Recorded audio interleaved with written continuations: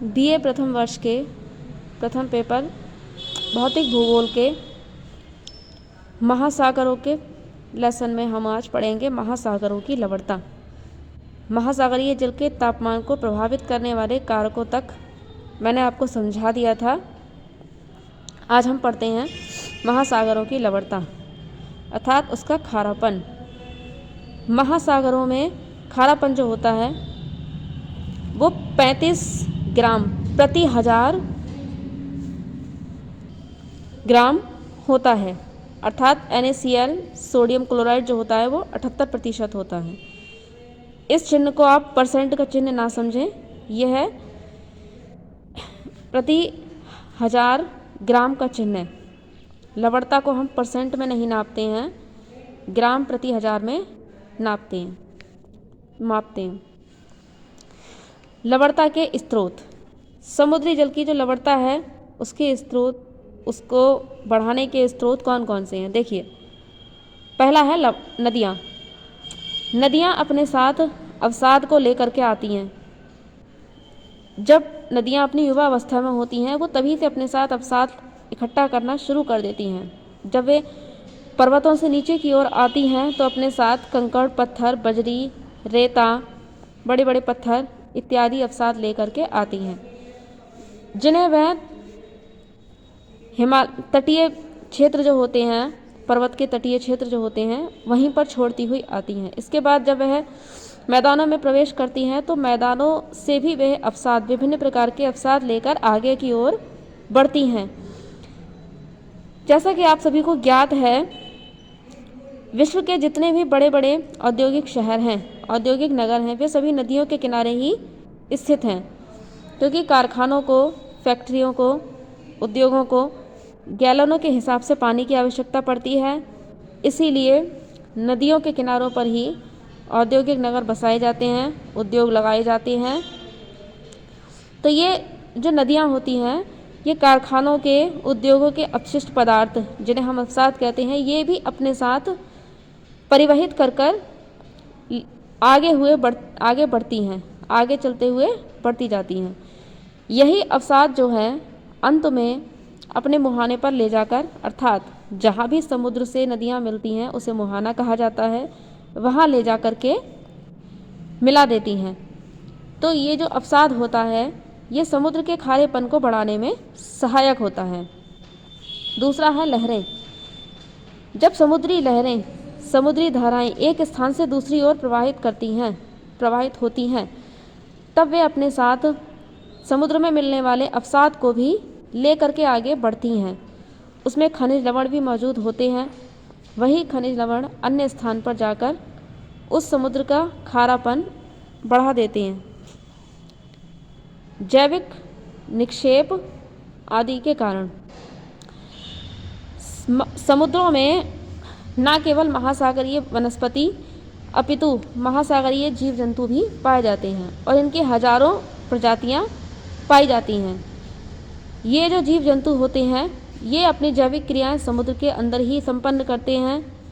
दूसरा, ये जन्म भी समुद्र के अंदर लेते हैं, महासागरों के अंदर लेते हैं और मर भी जाते हैं महासागरों के भीतर ही। तो उनकी जो लाश होती है उनके सड़ने गलने से भी महासागर की जो लवणता होती है उसमें परिवर्तन आता है, वह बढ़ती है। लवणता की भिन्नता अलग अलग स्थानों पर अलग अलग होती है। देखिए, इसके कारण जानिए। सबसे पहला है वाष्पीकरण / अक्षांश। हमने आपको बताया कि पृथ्वी पर अक्षांश रेखाएं हैं, 180 अक्षांश रेखाएं हैं और पृथ्वी जो है 66.5 डिग्री के कोण पर झुकी हुई है। तो जो उसका जो मध्य भाग है, उष्णकटिबंधीय जो भाग है, उस क्षेत्र में सूर्य की सीधी किरणें पड़ने के कारण वाष्पीकरण अधिक होता है। अधिक वाष्पीकरण होने से ताज़ा जल वाष्प बनके उड़ता रहता है और लवणीय जल जो होता है, खारा जल जो होता है, वह भारी होने के कारण नीचे ही बैठा रहता है। अर्थात ताज़ा जल वाष्प बन के उड़ गया, लेकिन लवण जो है उसमें समुद्र में रह गए। अर्थात जो भी क्षेत्र, जो भी अक्षांशीय स्थिति सूर्य की सीधी किरणों किरणों की शीत पर होती है, जहाँ सीधी किरणें पड़ती हैं, वहाँ का जल जो होता है महासागरों का, वह अत्यधिक खारा होता है, अत्यधिक लवणीय युक्त होता है। और जैसे जैसे हम विषुवत रेखा से ऊपर की ओर यानी ध्रुवों की ओर बढ़ते जाएंगे, वैसे वैसे समुद्रों का खारापन कम होता जाएगा, क्योंकि उसी प्रकार से जो सूर्य का तापमान है वह कम होता जाता है। अगला है स्वच्छ जलापूर्ति। जिन क्षेत्रों पे स्वच्छ जलापूर्ति अधिक होती है महासागरों में, वहाँ की जो लवणता होती है वह अन्य की अपेक्षा कम होती है, क्योंकि स्वच्छ जल जो होता है, ताज़ा जल जो होता है, वह नदियों द्वारा महासागरों में ले जाया जाता है। अब आप कहेंगे कि अभी तो नदियों द्वारा अवसाद लाया जा रहा था। देखिए, जब नदियाँ बहती हुई आती हैं तो अपने साथ अवसाद के साथ साथ ताज़ा जल भी लेकर के आती हैं। तो जो अवसाद जो होता है वह नदी की तली में होता है, और नदी की तली के सहारे ही वह समुद्र में मिल जाता है। समुद्र में मिलने के बाद समुद्री धाराओं के साथ वह अवसाद दूर तक चला जाता है। लेकिन जो नदियों का ऊपरी जल जो होता है, सतह का जल जो होता है, वह ताज़ा होता है। तो वह जिस स्थान पर महासागरों से मिलता है वहाँ के जल को वह अपेक्षाकृत कम लवणयुक्त रखता है बजाय भीतरी समुद्र के। इसलिए स्वच्छ जल आपूर्ति वाले स्थान पर लवणता कम होती है अपेक्षाकृत। दूसरा है समुद्री धाराएं। समुद्री धाराएं जो होती हैं ये लवणता को प्रभावित करती हैं। यदि किसी लवणीय क्षेत्र से, अधिक लवणीय क्षेत्र से कोई समुद्री धारा आती है और किसी कम लवणीय क्षेत्र पर जाती है तो वह वहाँ की लवणता को प्रभावित करेगी, अर्थात अधिक कर देगी। और यदि कहीं से ताज़े जल की धारा आती है, जैसे नीचे दिया गया है हिमशिलाओं का प्रभाव। हिमशिला क्या होती हैं? बड़े बड़े आइसबर्ग होते हैं, बड़े बड़े बर्फ़ के पहाड़ की तरह होते हैं। ये जहाँ पर होते हैं समुद्र में, वहाँ की लवणता को प्रभावित करते हैं, वहाँ की लवणता कम होती है। क्योंकि हिमशिला क्या होते हैं? बर्फ़ होती है, बर्फ़ एकदम शुद्ध रूप में होती है। इसीलिए जब वह पिघलती है महासागरों में, जिस भी क्षेत्र में पिघलती है, वहाँ की लवणता को वह कम कर देती है। वहाँ से होकर अगर कोई धारा, महासागरीय धारा, समुद्री धारा किसी और स्थान पर जाती है, किसी अन्यत्र स्थान की ओर जाती है, तो वह वहाँ का ताज़ा जल ले जाकर उस ओर प्रवाहित करेगी एवं जहाँ पर जाकर वो धारा रुकेगी या ठहरेगी या जहाँ तक जाएगी, वहाँ की लवणता को वह कम कर देगी। अगला है समुद्रों में लवणता का वितरण। समुद्रों में लवणता का वितरण, पहला है खुले सागरों में खारापन। खुले सागरों में खारापन अपेक्षाकृत कम होता है बजाय बंद सागरों के।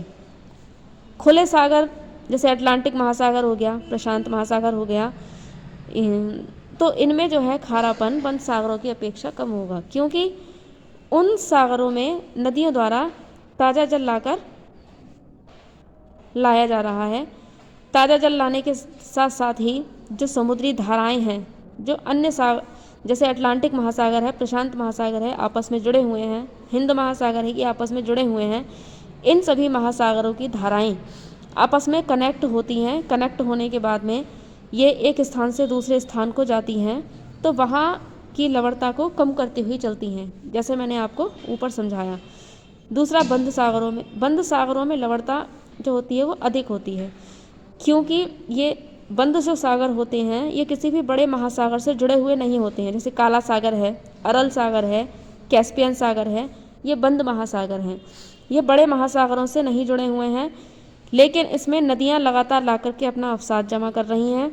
दूसरी चीज़ कि सूर्य के तापमान से लगातार वाष्पीकरण के कारण ताज़ा जल जो है वह वाष्प बन के उड़ता रहता है, लेकिन जो लवणीय जल है, जो भारी जल है, वो इन बंद महासागरों में रुका रहता है, जिससे कि इनकी लवणता अधिक बढ़ जाती है।